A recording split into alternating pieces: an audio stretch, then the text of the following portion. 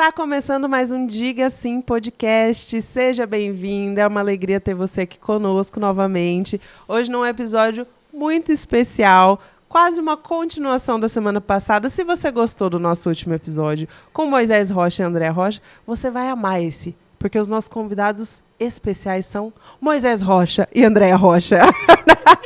Vamos continuar, mas hoje, semana passada, falamos de casais. Esta semana vamos falar da vida de vocês, da missão Filhos de João Batista, da conversão, da vida pessoal, de espiritualidade de cada um de vocês.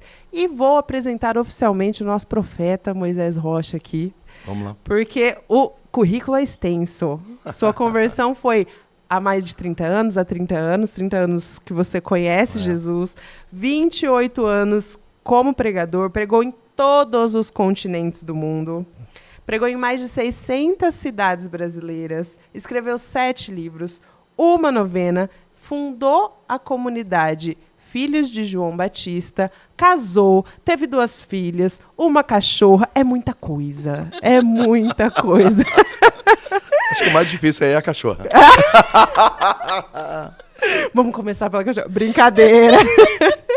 É muita coisa para os dois, né? Porque enquanto ele está aí viajando o mundo e levando, né, a palavra, você está em casa como sustento também, né, Andréia? Sim. E nós queríamos hoje conhecer um pouco dessa missão mesmo, a missão da vida de vocês. Porque vocês são missionários. Esse é o projeto de vida. Sim. Como que é ser único e exclusivamente um missionário? Então, quando a gente se conheceu, nós conversamos muito e dentro dessa conversa, olha, eu tenho chamado de viver da missão. É isso mesmo que você quer? Ela falou assim, meu sonho também é viver para Deus e viver para a família, né? E aí, então, nós casamos já com a comunidade fundada, né? A comunidade ela nasceu ali 1 ano e meio antes do nosso casamento. E nesse processo, ficou muito claro que nós íamos voltar da lua de mel já morando numa casa da missão. O início foi muito difícil, nós só tínhamos uma fazenda de dependente químico. Então, nós voltamos da lua de mel, o André cozinhava para dependente químico, morando na casa sede, junto comigo. E a gente tinha que fazer tudo, né? Celebração da palavra, adoração ao Santíssimo, distribuir tarefa com os rapazes, e rapaz chegando, o rapaz tentando fugir, aquela confusão toda. E ela apostou nesse projeto, né? Então nós temos 21 anos de casada, a comunidade está caminhando para 23, e a comunidade ela foi solidificada a partir da nossa ideia de família. Então, tudo que existe na comunidade não tem como falar sem falar da nossa vida a 2, porque nós fomos a base da comunidade, né? A comunidade não tem cofundadores. Eu fundei a comunidade sozinho, a Andréia, junto com outras pessoas, chegaram depois. Então, a comunidade tem membros antigos, mas a base da comunidade sempre foi o nosso casamento, a nossa casa, as profecias que Deus apresentava para nós. Baluartes da comunidade tem a ver com a nossa história de namoro. Então, não tem como separar Moisés e a Andréia da fundação da comunidade nesse tempo todo. Está entrelaçada a história. Tá, e é tão interessante que quando nós fomos conversar com o nosso pároco, né, na época, para comunicar para ele que a gente tinha iniciado o namoro, que a gente ia casar e tinha comunidade, e aí ele, a observação que ele fez foi a seguinte: vocês têm certeza disso que vocês vão fazer? Porque vocês vão entrar em 2 caminhos sem volta. Primeiro, fundar uma comunidade. Segundo, um casamento. Nenhum tem volta. Se no futuro todos te abandonarem vocês não poderão deixar a missão. Né? Então, são 2 caminhos sem voltas. Foi a pergunta que ele fez para a gente na época. Né? Vocês têm certeza disso que vocês querem? E é realmente isso que o Moisés está dizendo. Então, foram 2 processos ao mesmo tempo, foram 2 adaptações ao mesmo tempo, foram 2 descobertas ao mesmo tempo.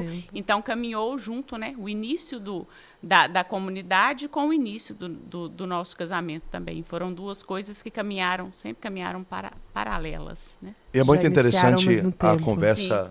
Desculpa, te cortei? É muito interessante a conversa começar assim, porque hoje, nessa geração onde qualquer coisinha é motivo de separação, a Andréia, ela é uma guerreira, porque eu conheço o mundo feminino, né? E nós começamos assim, imagina você voltar da lua de mel, o seu maridinho numa casa de recuperação, ela cozinhando para outros homens, e a gente numa pobreza danada, vivendo a providência, não era conhecido, aquela loucura. Então eu saía para pregar em troco de comida. Eu chegava na porteira da fazenda com a cesta básica que eu ganhei em troca de palestra nas escolas e tal. E ela ali se virando, e assim, nós vivemos quase um ano tendo sopa toda noite, porque a gente não tinha dinheiro para ter comida sólida, arroz, feijão, carne. Então era uma pobreza grande que era sopão toda noite, porque sopa era fácil, né? Você põe um caldeirão de água para ferver, joga o resto que tem, põe um pacote de macarrão e vida que segue. Então ela viveu assim, morando com dependente químico, cozinhando para um monte de homem. Assim foi o início do nosso casamento. Vivendo de sopão, a gente ganhava um saco com 80 pães toda terça-feira e tinha que ficar esquentando, fazendo torrada do pão até a próxima terça. Então, assim, até chegar outro saco de pão, é esse pão que a gente tem que consumir. Então, nós ficamos anos e anos e anos vivendo de torrada, pão quente, pão velho, pão com ovo, porque a gente ganhava ovos e pão, era o que tinha. Sim. Né? Depois, Deus nos deu a graça, com o consentimento do nosso bispo, da gente ir para a cidade. Quando a gente foi para a cidade, nós não tínhamos uma casa só para nós. A sede da comunidade tinha gato, cachorro, periquita, dependente químico, lojinha, secretária, capela do Santíssimo e um quarto para a gente morar. Então a gente não tinha privacidade, não tinha liberdade. Se eu desse para ela uma bandeja de iogurte, ficava na geladeira, a geladeira era coletiva, a hora que ela ia lá, alguém já tinha tomado o iogurte, e quantas vezes alguém falava, Moisés, assina um cheque para mim, André, telefone para você. Então a gente não tinha liberdade sexual, a gente não tinha privacidade, e ela topou viver essa vida, que muitas vezes a gente chorou junto, eu falei, não, mas vai dar certo, nós estamos plantando para colher, e a Bíblia diz que quem planta na lágrima vai colher com alegria. Então quem vê hoje o nosso sucesso espiritual na carreira que a gente construiu no Evangelho, e eu não tenho medo de usar essa palavra carreira, porque Paulo diz sobre completar a carreira. Então, assim, esse sucesso nosso de anos e anos de estrada começou assim. E ninguém sabe desses bastidores, né? Ninguém sabe dos bastidores. E é muito bonito, porque ela, como mulher e tudo, viveu tudo isso por mais ou menos 3 anos, né? Sim. Foi quando a gente engravidou de gêmeos, a gente assustou. Foi como é que nós vamos botar 2 crianças no meio disso? Já estava tranquilinho, né? Não, com uns gêmeos aqui no meio. E a gente não sabia o que fazer. E aí nós fomos conversar com um padre e ele foi fantástico. Ele falou assim, filho é bênção e gêmeos é bênção dobrada. A vida de vocês vai mudar. Eu falei, mas mudar como? A vida fez isso, ó. Por causa das gêmeas, a gente teve que ter uma casa só para nós. Por causa das gêmeas, a gente teve que ter um carro, porque o carro era uma perua, uma Kombi coletiva. Por causa das gêmeas, a gente teve que tirar o telefone de dentro de casa e ter uma casa para nós. Então, assim, a chegada das meninas fez a gente... Mas a gente só começou a colher depois que plantou.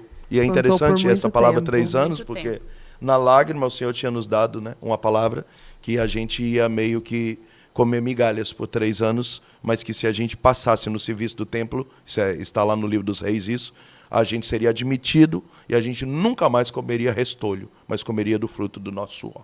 Então a gente comeu restolho por 3 anos, a gente não comia carne, era só chuchu, abobrinha, verdura podre que chegava do mercado 2 vezes por semana, a gente aproveitava só os pedaços, lavava. Foram 3 anos comendo restolho. Sim. O nosso casamento começou assim, por causa do Evangelho, né? E só para concluir que eu já passo para você. E aí, quando virou os 3 anos, nascimento das meninas, aí, graças a Deus, a gente nunca mais comeu restolho e Deus nos abençoou. E interessante, Ana Paula, que tudo isso já tinha sido acordado antes do casamento. Nas nossas conversas e nas nossas partilhas, o Moisés falava assim, André, ele me preparou para viver o pior. Ele me preparou para viver o pior. E sempre a pergunta dele era, você está disposta a viver tudo isso? Porque eu não tenho nada para te oferecer. Não tenho nada. A minha missão é essa. Você está sendo chamada a viver essa missão junto comigo. Mas você tem a opção de não querer. Né? Você tem a opção de não querer. Não tentou te convencer. Não, em hipótese alguma. Sempre me preparou, né, para viver o pior. Sempre. Então nada foi surpresa, né? Nada foi assim, mas você me prometeu isso e isso não está acontecendo. Não foi. Porque foi tudo conversado e acordado antes. Então, é isso que você quer? É isso que você tem certeza? Então, foi assim, a história. Você já sabia onde você estava entrando? Sim, já sabia. Na certeza e na confiança na palavra. Sim. De que Deus ia um dia nos honrar. Mas nós entramos, né, de cabeça num buraco, digamos assim, que a gente não sabia onde ia ser, onde que aquilo ia dar. Mas a certeza e a convicção no nosso coração de que a gente estava fazendo aquilo que Deus estava nos pedindo naquela época. Ana Paula, isso é tão louco que o padre que falou isso aí, são duas coisas sem volta, não quis fazer o nosso casamento. Ele falou, não vai dar certo isso, cara. Casal, vida 2, fundação de comunidade, dependente químico, vocês são loucos. Assim, eu não quero atestar isso. Assim, eu amo vocês são minhas ovelhas, porque a gente nasceu ali naquela paróquia. Ele foi um grande sacerdote para nós. Mas ele falou assim, eu não preciso pagar, a igreja está aí, a data está aí, mas assim, eu não vou fazer esse casamento porque, assim, é loucura, porque, sabe aquela ditado antigo assim, com você eu vou até debaixo da ponte? Eu só tinha embaixo da ponte para oferecer ela. Falei, a gente vai comer do que vier, não sei se vai ter filho, se tiver filho não sei como vai criar. Tanto é que ele falou assim, que futuro vocês vão dar para suas filhas? Para filhos, se vocês tiverem. Né? Entendeu? Vocês vão oferecer para eles. E aí outro dia a gente brincava lá em casa, assim, não que ele nos amaldiçoou, era uma partilha, né? Mas assim, quando eu vi assim, tudo que as minhas filhas conseguiram ter por causa do evangelho, que é uma vida simples, mas nunca faltou nada, e os sonhos dela Deus honrou por causa da nossa fidelidade, quando eu vejo hoje elas na faculdade, tudo já, aí eu fico lembrando assim, nossa, o padre dizia assim, o que vai ser delas?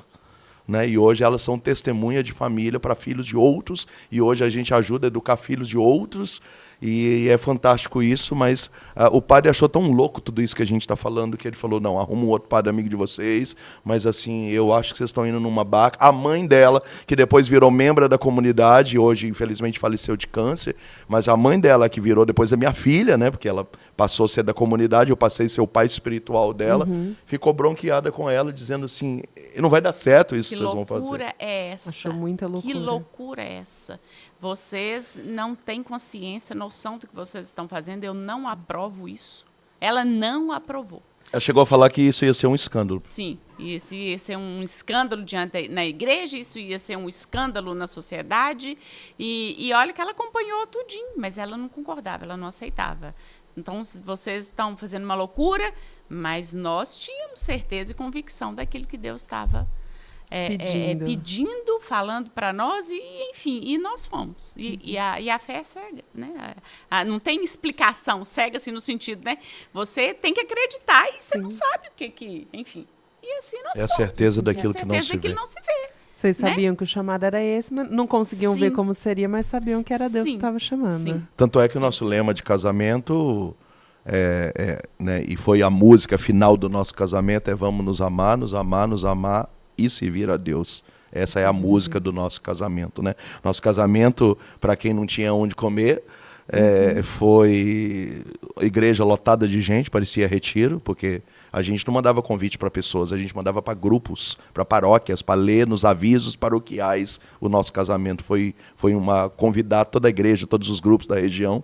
Foi um casamento de quase 2 horas, e eu cantei para Nossa Senhora entrar, cantei para ela entrar, e teve cura no nosso casamento, e gente chorando, e foi assim uma coisa maluca, e o nosso lema é nos amar, e servir a Deus, e nós ganhamos tudo, e Deus proveu tudo, e foi milagre em cima de milagre, e há 21 anos a gente vive assim, milagres em cima de milagres. Claro, amadurecemos muito, né? Hoje, depois desses 3 anos, a gente parou de comer restolho, eu passei a ser conhecido mundialmente, e comecei a escrever os livros, comecei a conseguir sustentar a minha própria casa junto com a comunidade, e as coisas foram fluindo, e a gente foi vendo a fidelidade de Deus, né? Assim, eu lembro que as meninas tinham o sonho de conhecer a neve, a gente olhava conhecer a neve, a gente dizia, não tinha internet quase na época, né? Depois, quando começou com o Orkut, né? E aí a gente falava assim, olha, vamos rezar o texto 6 meses que Nossa Senhora vai arrumar uma neve para a gente conhecer. E no final do texto, de 6 meses, eu recebo um convite para ir pregar nos Estados Unidos e para levar a família para a gente tal. E fomos no inverno e fomos pregar, conhecer a neve. Então, quando a gente pisou nos Estados Unidos com a nossa família, as meninas fizeram um boneco de neve e eu saí dali emocionado, porque eu lembrei da história, da promessa, né? E a gente foi muito fiel. A nossa história ela é muito bonita. E é por isso que eu não aceito falar mal de mim, porque é covardia. Tem muito pedigree, tem lágrima, dor. Não é uma coisa que... As minhas pregações, elas colam por isso, porque não é coisa que eu li no livro. Entendeu? Coisa Tem vivida. relacionamento com Deus, assim, de muita madrugada, muita luta. Então, assim, tem consistência. E acho que é por isso que... Acho não. É por isso que dá certo, né? As pessoas veem que tem verdade nisso aí. Sim. Lá no começo, você deu o seu sim para viver o pior, né, Andréia? Mas, assim, existem vários tipos de comunidade, né? Aqui na Sim. Sim, por exemplo, nós somos missionários, mas a nossa comunidade, a comunidade vive da providência, mas os missionários que estão aqui, a gente tem trabalho, a gente tem, né, fonte de renda para cuidar da nossa família. Vocês são missionários, mas vocês vivem, a família de vocês vive da providência. Como que é isso? Como que foi isso lá atrás? Como que foi decidir por isso? Foi difícil? Como que vocês chegaram nessa conclusão de que vocês iam realmente viver da providência? Sim, no começo quando nós começamos a missão, a comunidade, a gente já tinha essa concepção, né? Nós vamos viver daquilo que... Já estava claro na comunidade. Claro, já estava claro, né? Nós vamos viver daquilo que Deus provê. É tanto que esses 3 anos que o Moisés citou, literalmente, a gente só alimentava daquilo que chegava. Então, a gente pedia doações em sacolões, em supermercado. As pessoas, assim, que começaram a nos conhecer por causa do grupo de apoio, porque nós começamos com os dependentes químicos, né? Então, foi assim que começou. Não começou com uma missão, com uma evangelização, não.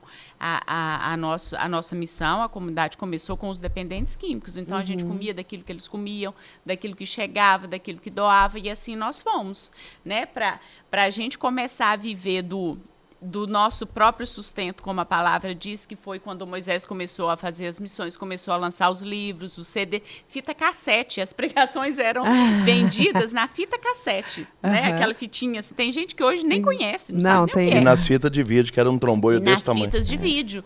Então, e aí nós começamos a conseguir alguns benfeitores ali na cidade. Então, foi assim que começou. O processo foi esse, né? O processo foi esse.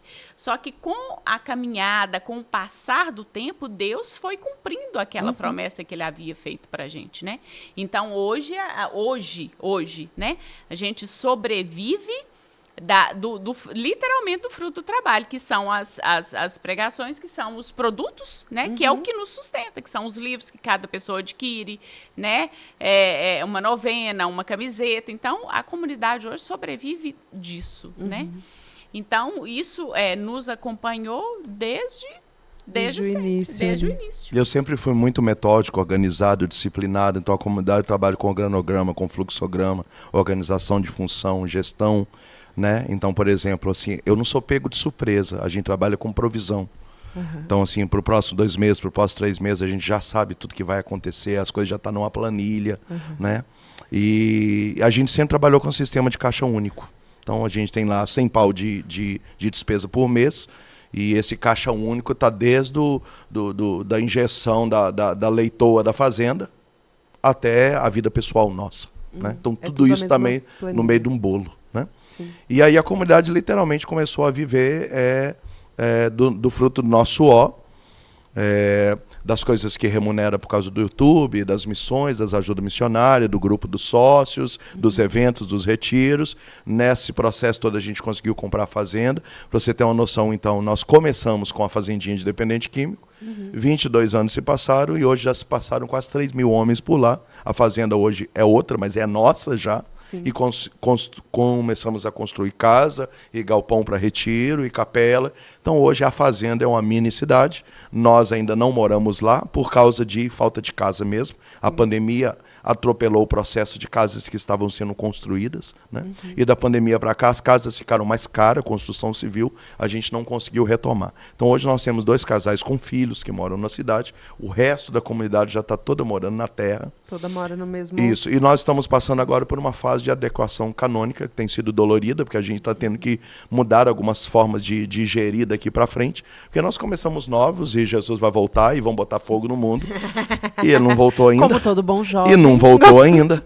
Enquanto não voltou ainda, veio filho, e filho foi crescendo, e os filhos foram esbarrando na porta da faculdade, e nessa história toda a gente começou a entender que a gente não podia mais ter só um caixa único, que as famílias precisavam ter algumas privacidades, algumas coisas.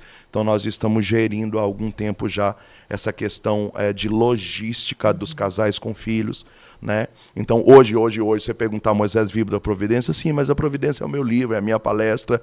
O sócio, por exemplo, que manda dinheiro para a obra, não está sustentando a minha casa. A gente mudou a forma de gestão, então está sustentando as obras sociais, os dependentes químicos, os trabalhos. Então a gente está distribuindo, quem tem ministério, quem tem livro, cada um tem um percentual daquilo que ganha. Então nós estamos tentando reestruturar a comunidade numa forma de gestão canônica agora. Viver da providência não é viver jogado, né? Assim, de forma nenhuma. O que bate na tua porta, você pega, faz o que dá para fazer.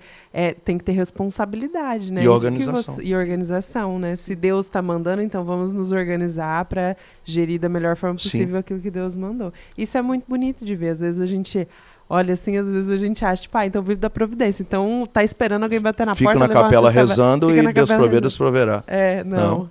Tem todo um esforço, uma organização para poder fazer o melhor com aquilo que Deus manda. Sim.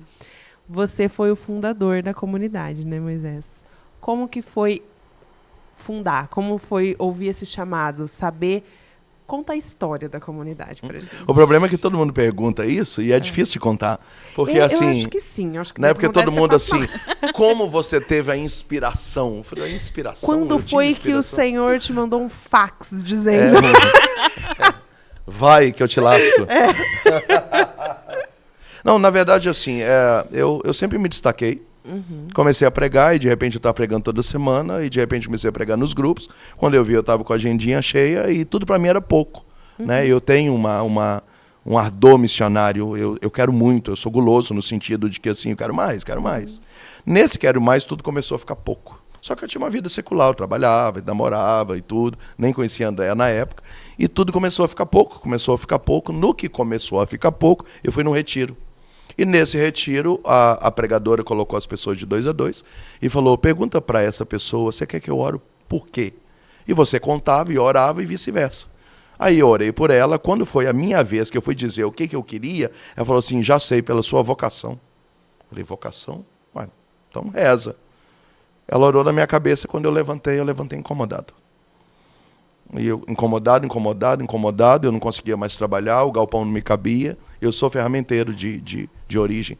Eu trabalhava numa empresa e o galpão não me cabia, e minha alma ardia, e tudo começou a ficar pouco. No que começou a ficar pouco, eu discerni isso, foi com muito juízo, mas foi louco. Eu larguei tudo. Terminei o noivado, namoro, pedi conta da empresa, eu acabei com tudo e falei, pronto, o que o senhor quer?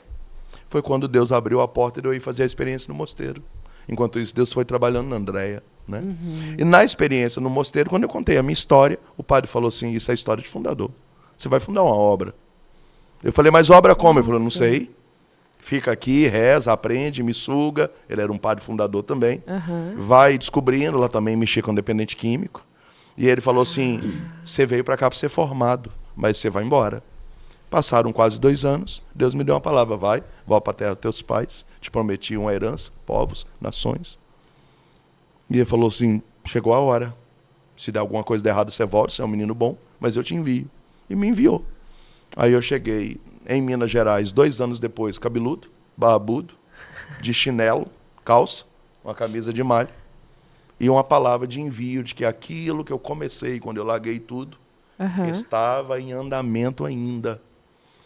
Aí eu me apresentei diante do padre, o padre me levou até o bispo olhou aquele jovem sonhador cabeludo e falou assim, começa. E a gente começou, literalmente, né? O padre colocou alguém para nos acompanhar, a Andréa chegou nesse momento, foram vindo outras pessoas, os dependentes químicos começaram a bater na nossa porta, e durante uns 4, 5 meses a gente não sabia por onde começar. E o nosso bispo, é muito interessante, que ele não entendia nada de comunidade, hoje ele é emérito, Dom Guilherme Porto. Dom Guilherme chegou para nós e falou assim, você lembra que Jesus pregou o dia inteiro e no final do dia teve que os apóstolos queriam dispensar a multidão para procurar o que comer, e Jesus falou, não, dai vós mesmos de comer. Então, você está mandando dependente aqui para a casa dos outros, você está terceirizando. Então, assim, você está resolvendo o problema dos outros, mas você está mandando eles ir comer em outros lugares. Dai vós mesmos de comer. Uau. E aí nós saímos da Cúria e alugamos uma chácara olhamos no jornal, sítios para alugar. Alugamos, olhando no recorte do jornal. Eu lembro até hoje, R$800 por mês, 22 anos atrás. Nossa. E eu fiz contas, né? 22 anos atrás, R$800 R$800 era por muito mês. dinheiro, gente. Se eu dividir por 10 dependentes químicos pagando X, dá para a gente pagar o aluguel e comer, nós vamos na Providência. Só aparecia gente devendo, jurado de morte, que não podia pagar. Nem o aluguel da E chácara. trombava os aluguéis, e 2 aluguel vencidos, e comida que não chegava. E no meio dessa história toda, o padre falou, é louco, foi, vamos casar, Aham. e tal, e padre nos acompanhando, e a gente gerindo. Então, assim, a história é essa. Eu larguei tudo cegamente, morei quase 2 anos fora, entendendo tudo. Voltei, tive o apoio da igreja, né? E a Andréia foi um apoio muito importante, mas também a mãe dela e o padrasto dela, que foram membros da comunidade, assim, que foram muito importantes para nós, que infelizmente os 2 já faleceram de câncer, mas morreram na obra, consagrados com essa cruz. Então, assim, a comunidade tem missionários no céu já, né? E tudo isso durou em torno de 4 anos, até dizer assim, nasceu, está funcionando, não é loucura, vai dar certo. Realmente era um E chamado. 22 anos se passaram. Sim. Então, assim, não é um negócio como todo mundo pensa, né? Assim, como que uma inspiração, tipo, o céu abriu, Miguel entrou lá na minha casa, desenrolou um pergaminho de ouro e uma trombeta tocou. Não, naturalmente. Assim, Fundarás uma missão. é isso que te lascarei. Então, quando a gente viu, já tava no meio do fervo e não dava mais para voltar, né? Sim. A hora que a gente viu, a gente já estava no meio do fervo. Foi cumprindo um chamado de cada vez a cada dia que vocês chegaram. Igual o Abraão, Deus falou, pega a mulher e vai. Mas vai para onde? Eu só mandei Só ir, no meio do vai. caminho, eu vou te contando. E eu fiz assim, larga tudo, larguei. Eu lembro até hoje, minha mãe chorando. Você tá indo para onde? Eu falei, então, mãe, também Não sei. não. Eu tô indo. Mas Deus mandou eu largar, eu larguei. Aí ele apresentou o lugar, e aí eu fui. Você imagina você morar 2 anos num lugar que não é o seu lugar. Nossa. Mas Deus mandou você para lá, porque você tem que passar por lá. E você ser chancelado lá, realmente que não é o seu lugar. Mas você vai ter que ficar aqui o tempo que precisar. Eu fiquei 2 anos num lugar que não era o meu lugar. Mas passando pelo processo, quando Deus preparava a Andréia para voltar para o bispo, padre, chácara. E quando a gente viu, aconteceu. E isso é muito importante a gente falar desse assunto, porque muita gente sente chamado, não só para a comunidade, talvez para o sacerdócio, para a vida religiosa, ou também para a família, para o ministério da pregação, da cura, da libertação, e fica, né porque eu estou orando, estou discernindo, porque quando for da vontade de Deus, então você fica deixando as coisas assim meio tipo filme de Steven Spielberg, meio Senhor dos Anéis ali. Não, é bem prático, é real, você vai dando um passo de cada vez. E até quando você dá um passo que não é o que Deus quer, mas é com reta intenção, ele se encarrega de botando você nos trilhos. Quando você vê, você já está na vontade de Deus, até no meio do talo. Sim, porque até chegar aí onde era a vontade de Deus, tanto eu quanto Moisés passamos por diversos outros lugares, inclusive comunidades. Né? Teve uma época que eu achei que eu ia para o Carmelo, que eu ia ser carmelita. Porque o processo da conversão, ele é Ia muito dar um interessante. irmão bem bonito. O processo da conversão, ele é muito interessante, porque você sente uma incomodação e uma inquietação que o seu desejo é estar em algum lugar. Eu preciso deixar essa vida aqui e eu preciso ir para algum lugar. Isso era o sentimento que eu tinha. Sim. As minhas orações eram essas. Senhor, eu preciso ir para um lugar. Eu preciso para um lugar. Por quê? Porque, para mim, ou era tudo ou nada. Então, o interessante do chamado, quando você tem um chamado específico, né, para um local, para uma obra, para um carisma, isso é interessante, porque nada te satisfaz. Você pode estar você pode estar na igreja, você pode estar dentro do grupo de oração, você pode estar servindo na paróquia, mas se você tem esse chamado para viver um carisma específico, a inquietação dentro do seu coração, ela é muito grande, porque lugar nenhum é aquilo. Então, o desejo sempre no meu coração era esse. Mas eu quero largar tudo, mas eu quero dar a minha vida. Eu não sabia de nada, eu não sabia nada que era isso, mas dentro de mim era assim, eu quero largar tudo e viver só para Deus. E isso era a única coisa que eu sabia, mas não conhecia nada, não sabia de nada. E eu comecei nesse processo a enviar carta para uma obra, para um lugar, para qualquer lugar que parecia que assim, ali eu vou dar a vida, eu vou viver naquilo ali, eu quero viver só aquilo. Então, eu comecei esse processo, né? O Moisés de um lado e eu de outro. A gente nem se conhecia. Então, eu vivi essa experiência. Então, eu mandei carta para uma congregação em São Paulo. As irmãs chegaram e até em casa, mas eu falei assim, mas não é isso que eu quero. Eu achava que eu ia para o Carmelo. Eu fui para uma outra comunidade. Eu fui para a Toca de Assis. Então, assim, por vários lugares eu passei, mas eu tinha certeza que ali não era o meu lugar. Quando eu vi o Moisés, Deus falou no meu coração, é ele que você tem que seguir. Falou, mas seguir? Seguir como? Como que eu vou seguir? Não sei nem quem que é ele, não sei nem o que ele está fazendo aqui. Foi quando eu cheguei até ele e contei isso para ele. Ele falou assim, mas você é doida? Nem eu sei o que eu vou vir fazer aqui. Eu tô montando quebra-cabeça e você diz que vai junto. Chegou mais uma peça, parabéns, Nossa Moisés. Senhora. Não, é loucura ou não é? É loucura. É loucura, né? loucura. Não tem uma explicação, não tem algo palpável para te explicar. É só quem vive essas experiências, né? É que sente isso aí, mas foi assim. Mas é muito importante o passo, né? A o Moisés passo reza para mim que eu concreto. sinto muito desejo de ser padre. Você já foi conhecer um seminário? Ainda não. Que viajada é essa, cara? Vai lá, passa o final de semana, conhece, né? Você não precisa estar indo ser padre agora. Você pode ir conhecer, É um processo ver, longo. experimentar, né? Então, assim, você pode conhecer uma comunidade, pode passar 10 dias lá, vai nas suas férias, passa uns dias lá. A nossa comunidade, por exemplo, ela está aberta para isso. Você é bem-vindo. Mas não é para você estar vindo para a minha comunidade. Você vai pensar na vida, vai ver como é que é uma comunidade, o que é o dia a dia. Tem gente que até hoje acha que gente de comunidade só fica rezando. Inclusive, tem até sacerdotes que não gostam de comunidade, que acham que é um povo que só reza. Cara, você bobear, você nem reza. Porque o pau quebra o dia inteiro, é serviço para dedéu, entende? Sim. Então, assim, tem gente que ainda sabe, porque eu vou viver só para Deus. Ai, que lindo, eu quero salvar o mundo inteiro. Cara, na comunidade você está tentando pelo menos se salvar. Porque se você bobear, você não salva nem assim. E é pedreira. Então, assim, tem que dar o passo, vai, conhece, experimenta. Então, eu acho que tem muita gente, eu acho não, tenho certeza, muita gente está vendo esse podcast aqui, que tem chamados maravilhosos e está esperando, porque quando Deus me chamar, porque a hora que eu estiver pronto, daqui 10 anos você vai estar na mesma situação. Tá esperando uma certeza que vai vir, não sei São da Miguel onde, não vai vir, né? não vai. Eu estou profetizando, ele não vai vir. É você que tem que dar um passo de ir, ter o contato. Então, quando Deus falou para ela, segue o Moisés, ela falou assim, ó, não conheço você, não sei para onde você está indo, mas Deus falou que o que ele quer para você é nessa direção que é para eu ir também. Ela deu passo. Entendeu? Quando eu fui para o mosteiro, eu dei o passo. Pronto. Né? Nenhuma. Tem nenhuma pretensão. Porque não tinha nada concreto. Né? Não existia. Não existia ainda. A obra não existia. Ela ainda nem tinha sido fundada. Né?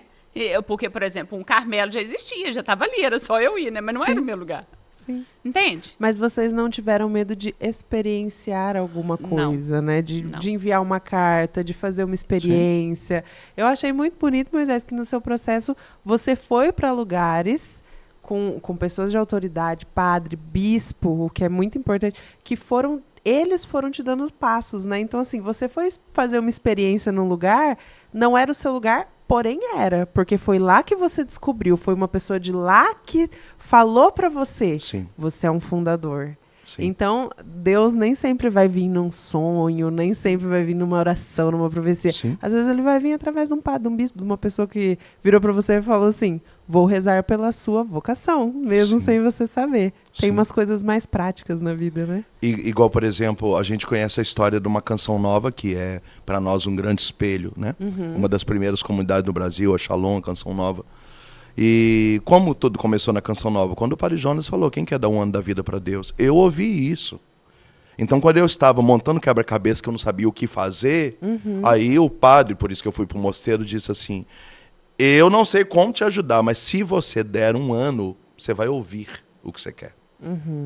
Aí como é que essa geração de hoje, ansiosa, pilhada da internet, você diz assim, se parar um ano, você vai encontrar a resposta. Aí a pessoa vai um final de semana num retiro e fala assim, acho que aqui não é o meu lugar, não. Um final de semana, eu tive que ficar 2 anos para entender que eu tinha um carisma de fundação, para eu entender que eu ia ser um líder, né? Então, quem quer hoje fazer essa experiência de dar, de fazer, de dar o passo, de ter o contato, a geração de hoje não quer, né? Não quer.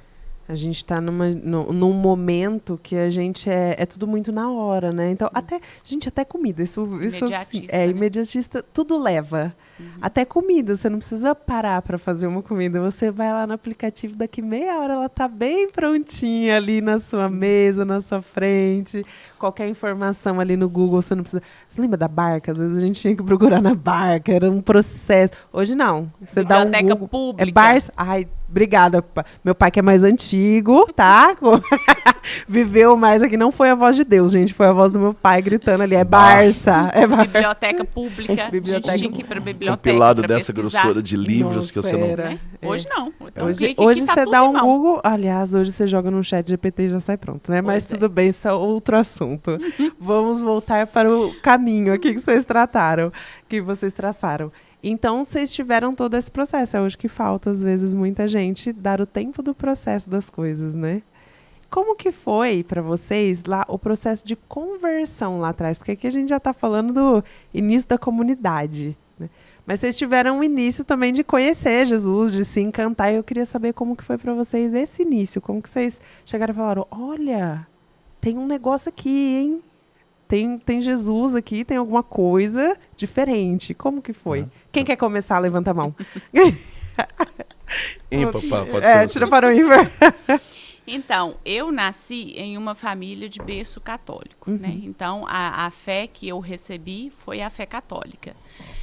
Eu fui criada pela minha avó e ela sempre me levava para a igreja, para a missa, né?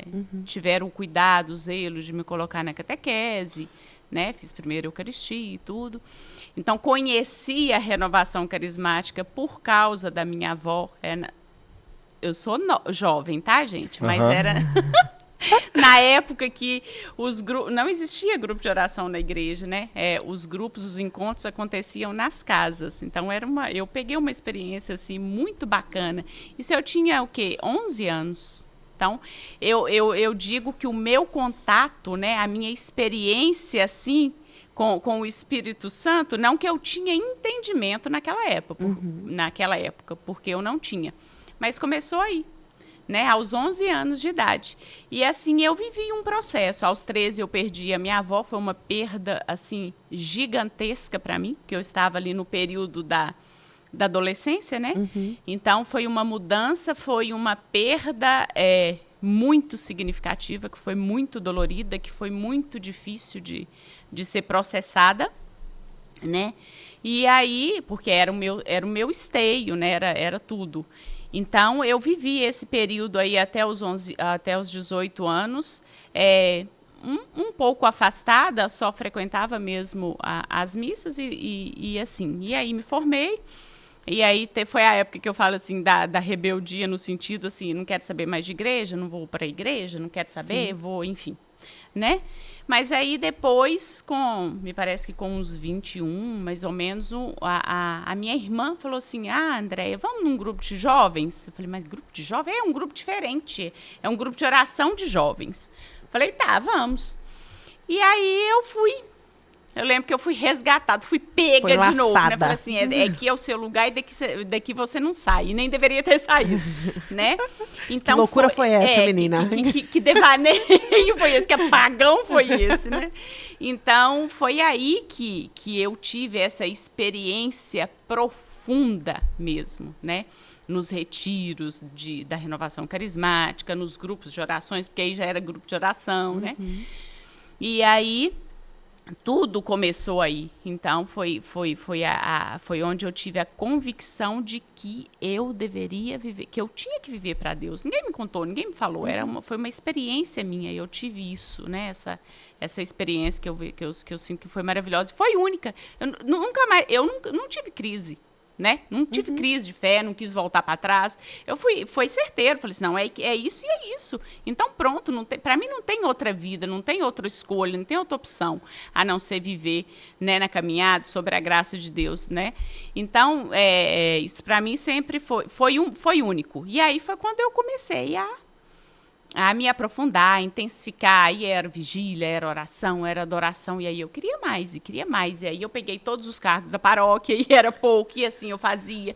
E aí foi quando começou as minhas experiências com o Carmelo, com a Toca de Assis. E nessa busca de falar assim, mas o que mais que eu quero? Onde que é que eu quero? Eu quero dar tudo. A minha palavra era essa. As minhas orações eram assim. Senhor, eu quero dar tudo para ti. Tudo. Tudo, a minha vida. Então, mas eu não sabia de nada, né? Eu não sabia o que ia acontecer, não sabia como. Então, foi esse o processo, né? Mas a experiência, ela foi única e é o que me sustenta, né? Até hoje é a convicção que eu tenho, né? Você veio, então, de família católica. Sim, teve toda uma preparação, berço ali. Sim, tive. Foi me incutido, então, nunca tive experiência com outras religiões, com outras, enfim, com nada, né? O meu berço, e também nunca tive curiosidade. Então, o meu berço sempre foi esse, a minha certeza sempre foi essa, e foi assim. Já foi um preparo de início. Já. E você, Moisés? Família católica também? Encontrou depois? Como que foi? Uma família católica, porém assim, cada um ia à missa quando queria. Assim, se eu dependesse da estrutura familiar para fabricar a minha fé em si, não, entendeu? Ninguém nunca me obrigou a ir à missa, não, né? Aí, no 14 anos ali até os 17, eu entrei numa fase de rebeldia, mas assim, só escutava rock pesado, andava de preto e não sei o quê. Tentei andar com pichador, com gente que usava droga. Eu tentei até ser mal, mas não consegui. Não consegui. Eu falei, é isso mesmo e tal, e não vamos botar fogo no mundo, mas não consegui. Mas eu estava perdido mesmo, assim, era um vazio existencial. Aí, com 17 anos, me chamaram para ir num grupo de oração da Renovação Carismática. Eu não entendia nada, disse que lá tinha muita moça bonita, que era muito alegre, né? E foi uma noite só. Ali eu fui batizado no Espírito Santo. 2 anos depois, eu já era pregador, já do núcleo desse grupo. Tanto é que eu tenho 30 anos de caminhada e eu tenho 28 como pregador, porque 2 anos depois eu já era servo desse grupo. E aí é interessante que eu prego muito para servos da Renovação Carismática, e eu digo que eu não consigo entender, porque tem gente que está anos no grupo de oração e nunca fica bem. E eu fiz igual o Paulo na casa de Ananias. Foi um grupo de oração só. E eu fui batizado e estou batizado até hoje. E ali o fogo desceu e até hoje eu estou raiz naquela noite. Eu não lembro como que eu cheguei naquela noite. Eu fiquei muito grogue, rolou um negócio maluco em casa. E eu sempre, como eu disse, fui muito guloso, eu quero muita coisa. E aí depois daquele impacto eu fiquei meio perdido entre a rebeldia e o impacto. E aí nós tínhamos lá um ministério que fazia um trabalho nas roças, de final de semana, de caminhão mesmo, na estrada de chão, para pregar seminário de vida no Espírito nos lugares. Eu nem era convertido ainda, mas Deus usou aquele povo para me convidar. Falar, você é doidão, é cabeludo, não sei o quê, você podia ir com a gente, porque tem jovem nas roças, e contar que você é de Deus. Eu nem era de Deus ainda, mas eu falei, vamos. Tanto é que a primeira vez que eu dei o meu testemunho, assim, que eu era isso, que eu era aquilo, nada grave, mas eu era alguma coisa, que eu vi todo mundo chorar, eu me empolguei com aquilo, falei, uau, é legal isso. Aí eu gastei ali uns 6 meses para endireitar as coisas e criar juízo do que era batismo no Espírito e conversão, e nunca mais parei. E estou 30 anos doido. Doido no caminho. Nunca mais parei de ser doido. Eu acho bonito da história de vocês que foi essa certeza, né? Essa conversão. Quando converteu. Isso é bom, sim. Isso é melhor do que o que eu vivo, então vou viver. Uma coisa que ao meu ver, acontece bastante, né? É bem observável, é essa incerteza que mata.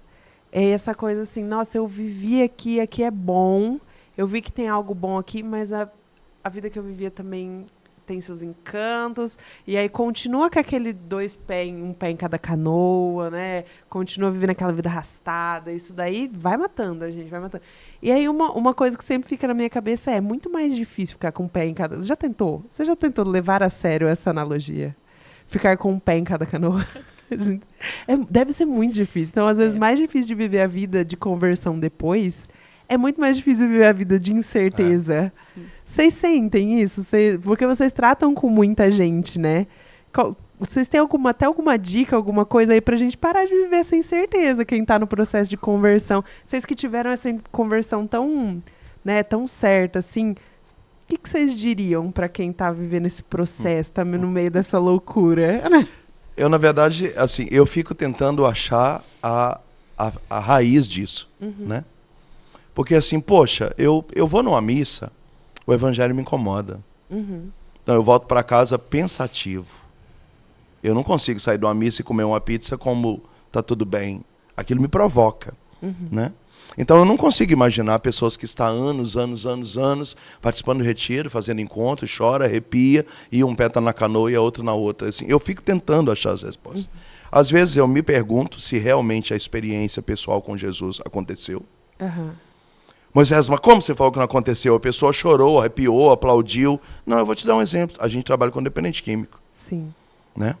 A pessoa que tem resistência ao álcool, ela bebe, o olho está vermelho igual um pimentão. E ela está ali firme, por isso que ela acha que ela consegue até dirigir. Parece que ela não fica bêbada, porque ela está acostumada. A pessoa que não está acostumada a beber, ela dá um golezinho, ela já começa a rir, ela já fica boba. Por quê? Porque ela não tem uma resistência ao álcool ainda. Então, às vezes, eu acho que tem gente na igreja que chora, que arrepia, que cai no chão, mas é só aquela pessoa que sentiu o cheiro do álcool e já ficou bobinha. Ela não criou resistência com o álcool ainda, né? Então, por que tem gente que a vida inteira frequenta a missa de cura e nunca fica curada?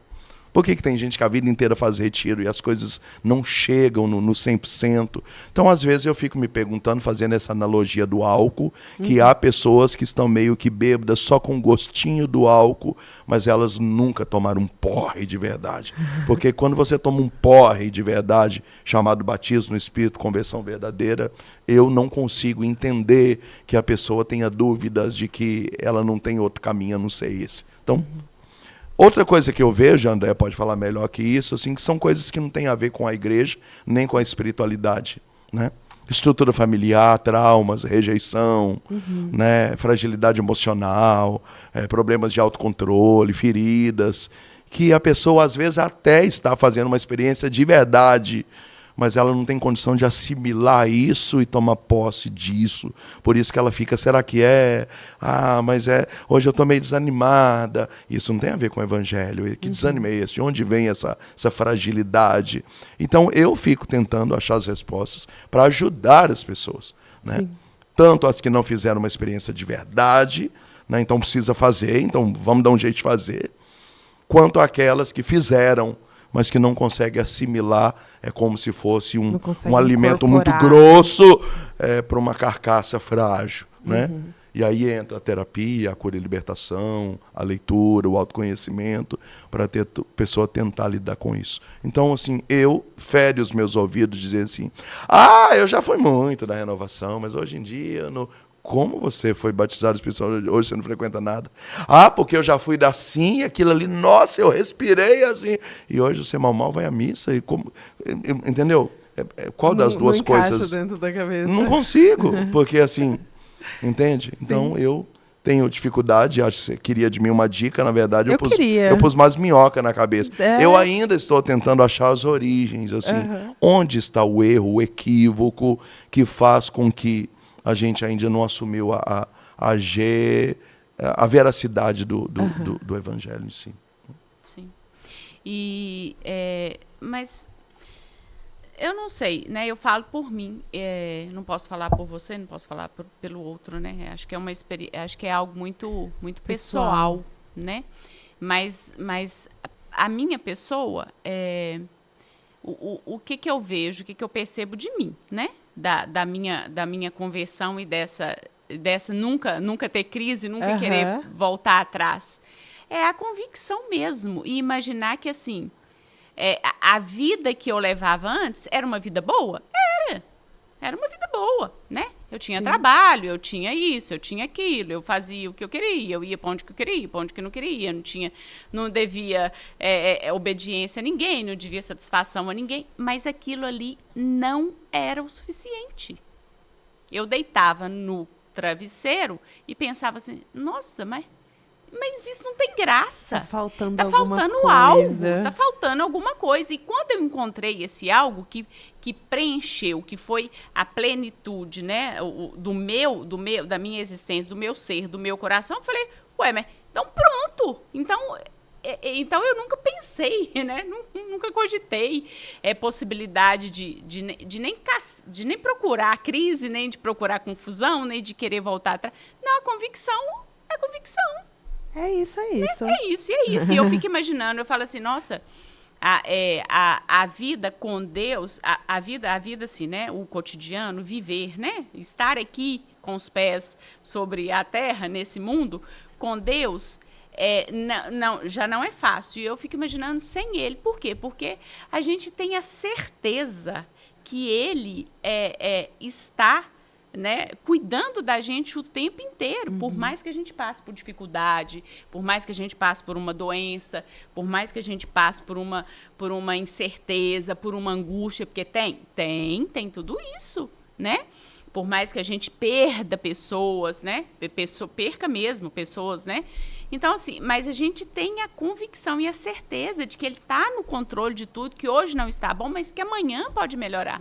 E aí eu fico imaginando a luta que as pessoas têm de se entregar. Eu acho que é uma entrega, né? De se entregar, de se abrir e depositar verdadeiramente a sua esperança, né? Os seus anseios, o seu coração em Deus. Né? Então, é uma luta, né? Eu acho que é uma luta, às vezes, da pessoa.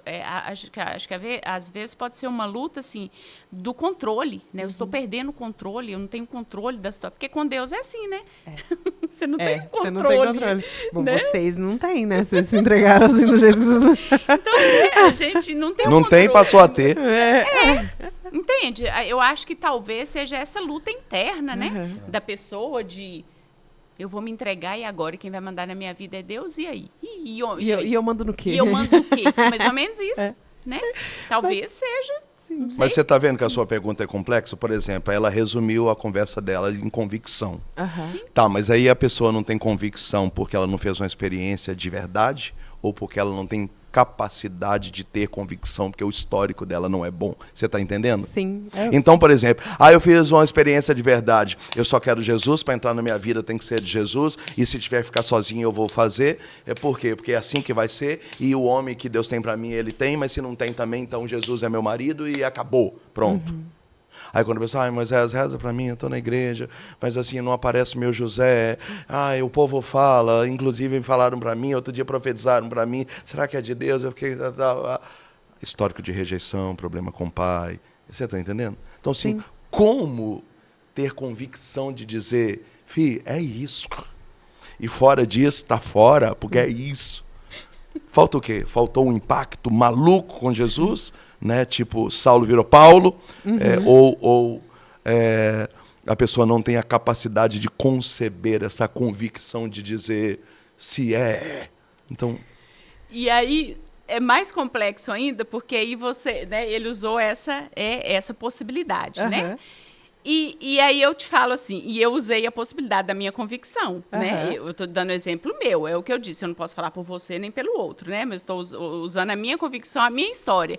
E eu que não tive pai, fui rejeitada pelo pai, não fui criada com a mãe também me abandonou, por quê? Porque na minha concepção, na minha visão, na minha leitura de 5 anos, com 5 anos, quando a minha mãe decidiu casar e me deixou para trás, naquela época eu fui abandonada. E aí, o que eu fiz com a minha história? Eu poderia ter tido esse comportamento. Sim. Poderia, mas não foi. Então você percebe como que é complexo? Como cada pessoa é única. A minha história, ela poderia me dar as possibilidades de ser assim. Claro que poderia. Olha a minha história. Filha de mãe solteira, não fui rejeitada pelo pai, não fui aceita pelo pai, não conheci o pai. Até os 18 anos, a história que me contaram foi que o meu pai havia morrido, mentiram para mim, então eu cresci achando que o meu pai tinha morrido. Não, na verdade, ele não quis me assumir, né? Fui abandonada pela mãe, que escolheu na minha cabeça naquela época, né, uma outra pessoa e me deixou para trás. Com 13 anos perdi a minha avó, que era o meu esteio, que era o meu sustento, que era a minha... Então, assim, você percebe? Foram muitas percas, muitos E decidiu abandonos. ter convicção. e decidiu ter convicção. Entende? Então, qual é a dica? Nós não sabemos qual é a dica. Gente. Eu tenho uma dica. Eu não ponho o pé numa canoa nenhuma na outra porque eu não sei nadar. Por isso que o meu nome é Moisés, é tirado das águas. Por que foi tirado? Porque senão eu morro afogado, entende? Mas vocês lidam com bastante gente. Quantos membros hoje tem a comunidade de vocês? Nós somos poucos. Hoje nós somos, da pandemia para cá, nós somos 12 pessoas. 12. Entre casais e celibatários, né? A nossa comunidade nunca foi de muita vocação. Falta o quê? Não sei, mas nesse carisma de João Batista, é um cara solitário, que vive numa vida de deserto. Justo. Não é um carisma agradável. É um cara bruto, que chamava todo mundo de raça de víbora. Por isso que às vezes a pessoa fala, nossa, é muito bravo, você xinga a gente. Não é o carisma de João Batista, chamava todo mundo de serpente venenosa. Mas ele cumpria o projeto dele, batizava as pessoas. Né? É bonito Lucas 1, no Benedictus, dizer que ele fazia o coração dos pais se voltar aos filhos, preparava um povo bem disposto, que fazia aquilo que estava errado se manifestar diante da luz. Então, é um carisma difícil, é uma vida radical, né? Radical no sentido de raiz, não de radicalidade, de fanatismo, de raiz. Né? Então, assim, tá certo, tá errado, é verdade acima de tudo, é sim senhor, não senhor, é um sistema rígido de entender o evangelho, né? Então, não é qualquer pessoa nessa nova geração que quer viver essa vida. A gente não é mimizento, não tem coré-coré, entendeu? Então, a nossa forma de atender é assim, de pregar é assim, de escrever é assim. Para nós, a gente costuma dizer lá que até o amor de Deus para nós é bruto. É bruto. Né? É um pai rígido, não é pai amoroso, beijoqueiro, não é o pai que fala, vai levantar aí ou eu vou ter que... E aí? Você vai vir ou eu vou te pegar? Então é o carisma de João Batista. Então, hoje nós somos poucas pessoas. Uma coisa que pode facilitar isso é o momento que nós estamos vivendo agora. Porque as pessoas têm dito para nós, e eu digo pessoas que estão ligadas ao CARES, às novas comunidades, que hoje é difícil a pessoa largar tudo e ir embora para Minas, viver lá na comunidade do Moisés. Mas as pessoas podem ser da comunidade lá do Moisés, um filho de João Batista, morando em outro estado, que a gente tem que se abrir para um segundo elo, um terceiro elo, um quarto elo. Para mim era difícil isso, porque eu imaginava assim, se debaixo da minha barba já não é fácil, imagina longe de mim vai dar problema. E aí hoje eu estou entendendo que vai ter que ser longe de mim, que nem todo mundo vai querer morar aqui. Sim. Então a comunidade, nessa reescrita canônica, que nós estamos chamando de refundação, ela está se abrindo à aliança, a pessoas que moram no outro estado, que só vai lá uma vez no ano, mas que viverão carisma lá no estado dela, no país dela. Então nós estamos gerindo agora as mudanças vocacionais para ampliar essa questão, porque as pessoas da nossa comunidade estão morrendo. Nós já temos 3 missionários falecidos, outros estão velhos, todo mundo fazendo fisioterapia, gastando muito com médico. Se a gente não abrir a cabeça para esse novo, Sim. é uma comunidade que ela não vai acabar porque é a obra de Deus, mas ela é de poucas vocações, né? E a gente precisa deixar um legado aí para a obra não parar. Como que foi esse processo, Moisés, de escolha do nome, de escolha que ia ser, né, voltado a João Batista? Porque, assim, João Batista, como você falou... Não é agradável, não. É Santo Expedito, Santo Edvide, Causa Impossível, Rita de Tem um Cássia. pessoal mais tranquilinho por aí. Santo que atrai dinheiro, providência. Tem pouca gente, mas um João Batista faz um estraguinho, né? Então, assim... Nossa dos Prazeres, da Vitória. Como que você chegou à conclusão de que seria filhos de João Batista? 3 fatos maravilhosos. Quando eu saí do mosteiro, convicto de que eu era fundador, com a mala nas costas para voltar para Minas, eu falei assim, eu vou passar pela Canção Nova, eu queria escutar Deus mais um pouquinho e acabar de chegar em casa, né? Tinha saudade de ir na Canção Nova, que eu frequentava muito. E aí estava tendo um acampamento de Semana Santa e Padre Jonas pregando. Olhou na arquibancada e falou, vós sois João Batista, você é o João Batista, você tem que preparar o caminho. Aí eu João Batista. Episódio número 2. Quando eu chego em Minas, as coisas começam, aí eu entro na casa da mãe dela, minha futura sogra, barbudo, cabeludo dela. Meu Deus do céu, João Batista entrou aqui em casa. Foi um pouco claro esses E dois aí episódios. nós fundamos a associação, chamada Associação Resgate, e fazendo formação e tal, e aquele fogaréu carismático, fomos orar. E aí houve uma profecia. Eu vos chamo filhos de João. Conversei com o bispo e ficou Associação Resgate João Batista. E não era o São, não é o santo. o santo. É o personagem bíblico que fez a passagem do antigo para o novo. É a voz, o tratorzinho que prepara o caminho direito às colinas. Então, é o personagem austero do deserto. E aí, depois tivemos que fazer a fusão entre Associação Resgate e Comunidade Filhos de João Batista. Então, hoje nós temos 2 CNPJ, 2 estatutos, 2 contabilidades, e é separado a parte organizacional da parte jurídica canônica, e aí ficou Filhos de João Batista. Por que filho? Por causa da profecia. Eu vos chamo filhos de João. E por que não é São? Por isso que eu te expliquei. Então, o processo é esse. Poderia ter sido um santo mais agradável, alguma coisa mais legal, né? Mais tranquilinha. Uma Nossa Senhora bem top. Mas Uma foi Nossa- uma foi Nossa esse Senhora bem personagem top. maluco, né? Maluco. E é interessante que no final da vida de João Batista, ele batizava 500 pessoas por dia. Ele tinha quase uma empresa de batizar pessoas. Ele já tinha cerca de 20 batizadores. Era uma equipe. E ele termina a vida dele sozinho, preso, sendo visitado por 2 pessoas. E a cabeça depois rola no prato. Então, é um carisma meio estranho, né? De solidão, de martírio, De deserto. né? Tanto é que a nossa comunidade é de poucas vocações, mas a gente já levantou o mundo inteiro de cabeça para baixo e já gerou padre para a igreja e gente para tudo quanto é comunidade e por onde. Por quê? Porque João Batista apontava o cordeiro e largava os frutos todos por onde passava e não era seguidores da pessoa dele. Por isso que ele morre sozinho, mas cumpre o papel dele. Entende? Como eu falei ali atrás, um João Batista faz um estraguinho, né? É um trator passando. Então, realmente, é uma comunidade que talvez seja o chamado de ser poucos, né? Porque já vai ser muita coisa, né? Isso é Imagina complicado. 300. Batizando e o pau quebrando. Nossa Senhora! Mas aqui é gente. interessante a gente tocar nesse assunto, já que o assunto cerne é isso, né? Nós somos de identidade carismática. E a vida inteira nós aprendemos sobre o que é um carisma fundante, né? Então, se o carisma dar sim é dar sim a Deus, é um carisma de sim a Deus. Então, ali está o cerne. E qual é o carisma de João Batista? É preparar o caminho, é ser isso. Então, eu fico ofendido quando uma pessoa velha de caminhada, de igreja, com experiência de retiros, formação, apostilha, fala assim, você é sanguíneo ou colérico? Eu falei, por quê? Por causa do seu jeito. Não, querido, é João Batista.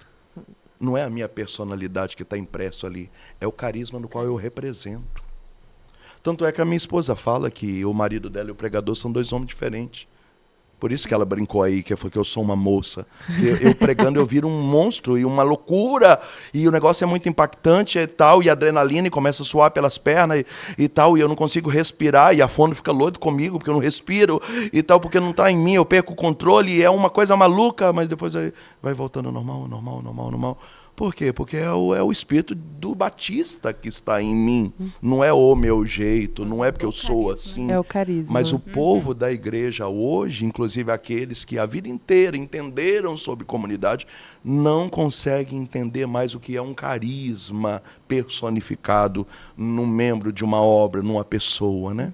Então as comunidades têm se tornado, esses dias, num ajuntamento de pessoas que querem evangelizar e perder essa identidade do patrono, dos baluartes, de espelhar no fundador, dessa raiz do porquê estamos aqui nesse lugar. Você entende o que eu estou falando? Tô tentando entender, então vou até fazer Credo, mais uma pergunta. Não, Sério? Eu sou meio devagar, Não, Moisés. Vamos ter paciência comigo. Essa questão do carisma, como que funciona ali, então, né? A pessoa chega lá no Filhos de João Batista, chega lá na comunidade, ela diz sim. Como que é essa vivência do carisma para ela? Porque para você nos explicou, mas você é o fundador. Eu acho que fica mais fácil, assim, né, da gente ver, mas mais difícil de entender. Então, chega outra pessoa e dá assim, a outra pessoa, quando começar a pregar, vai pregar igual você também? Vai... Como que é? Como que ela vive o carisma? Não, a gente precisa separar ministério, cantar, pregar, orar, de ser. Tá. Né? Não é fácil de responder a sua pergunta, porque a igreja diz que um carisma é como um DNA. Tá. Só você tem, mas ela é invisível. Se eu não fizer exame, eu não sei qual é o seu DNA. Entende? Sim. Então, o carisma no Moisés, ela é invisível, está na minha alma. Mas só eu tenho, é um DNA meu.